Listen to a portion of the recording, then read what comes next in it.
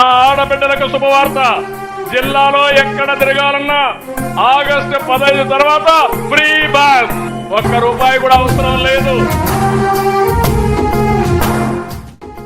అండి రేపు ఆగస్టు 15 ఉచిత బస్సులు వదులుతున్నారు. నియోజకవర్గం మన ఎర్రపల్లి శ్రీనివాసరావు గారికి నమస్తే. ఆడవారికి ఎక్కడికైనా వెళ్ళటానికి మనకు అన్ని సౌకర్యాలు, ఇంట్లో ఇబ్బందులు పడకుండా, ఛార్జీలు లేకుండా మనకు ఎక్కడికైనా పంపిస్తున్నాడు.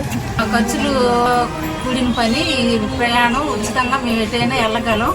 మా ఇంట్లో వాళ్ళకి మాకు చాలా ఖర్చులు తగ్గించారు.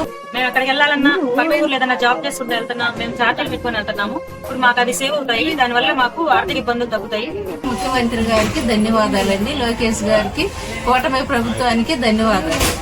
మహిళలకి చాలా సంతోషం, అందరు మహిళలకి చాలా సంతోషం.